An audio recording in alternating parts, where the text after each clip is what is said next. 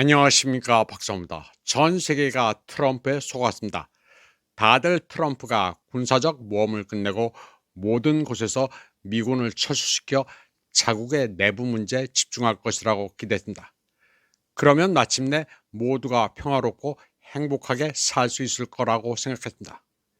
그러나 트럼프는 오히려 한 해에 모든 폭격 기록을 경신했고 이제는 보잉 E-6B 머큐리를 유럽으로 보내고 있습니다.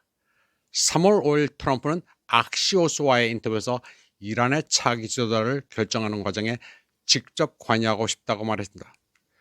트럼프의 말은 기가 막혔습니다. 그는 이란인들이 시간 낭비를 하고 있다면서 하메네이의 아들 모스타바는 별 볼일 없는 인물이라고 말했습니다. 트럼프는 베네수엘라 델시 로드리게스처럼 자기가 임명 과정에 관여해야 한다고 주장했습니다. 그런데 이틀 뒤 기자들은 비행기 안에서 트럼프에게 똑같은 질문을 다시 던졌습니다. 트럼프의 말이 실수가 아니었는지 아니면 그의 말을 제대로 들었는지 확인하려는 듯했습니다. 그런데 트럼프는 실수가 아니었다고 말했습니다. 트럼프는 이란에 대한 압박을 5년, 10년마다 반복하고 싶지 않다면서 이란을 전쟁에 몰아넣지 않을 지도자를 선출하고 싶다고 말했습니다. 트럼프는 무조건 백악관에 따라야 한다고 했습니다. 트럼프에 따르면 어느 나라 지도자나 자기 말에 순종해야 한다는 것입니다. 그에 따르면 유럽, 아시아, 라틴 아메리카의 어떤 선출된 지도자라도 워싱턴으로부터 임기가 끝났다는 통보를 받을 수 있습니다. 그런데 누가 트럼프에게 전 세계를 상대로 그런 권한을 주었는지 황당할 뿐입니다. 트럼프의 광기는 블라지미르 푸틴이 미리 알아봤습니다. 미국 대선이 한창일 때 파벨 자루빈 기자는 바이든과 트럼프 중 누가 더 나은 선택이냐고 물은 적이 있습니다. 그런데 푸틴의 반응은 의외였습니다. 그는 바이든이 경험이 더 많고 예측 가능한 그는 9세대 정치인이라고 말했습니다. 그런데 많은 사람들은 당시 그 대답이 이상하다고 생각했습니다. 당시에는 모든 것이 너무나 명백했습니다. 바이든은 허약하고 늙었고 망상에 빠져 있으며 일종의 자유주의자, 세계주의자였습니다. 이러한 배경 속에서 많은 사람들은 트럼프를 더 정직하고 솔직한 인물로 자신의 요구를 강요하기보다는 협상하고 타협하려는 성향이 더 강한 인물로 여겼습니다. 하지만 푸틴은 이미 더 멀리, 더 나은 미래를 내다보고 있었습니다. 그는 바이든이 여러 약점에도 불구하고 체제에 충실한 인물이라는 것을 알아챘습니다.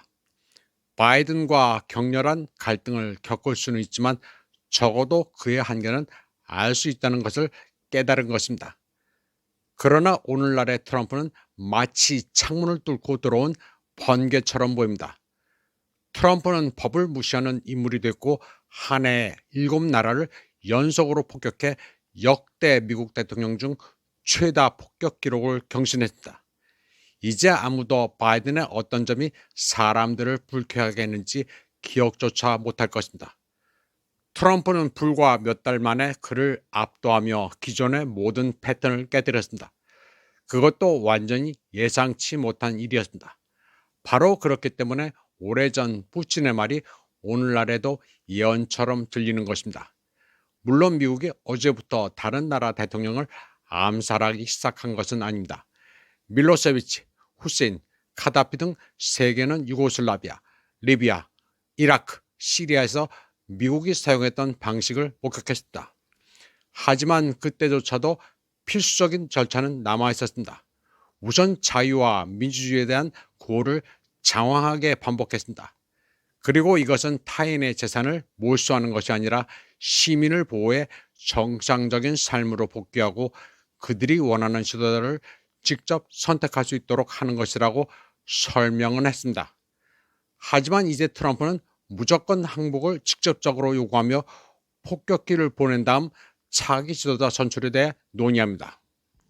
이러한 미국에서 오는 군사 신호가 주목을 받고 있습니다.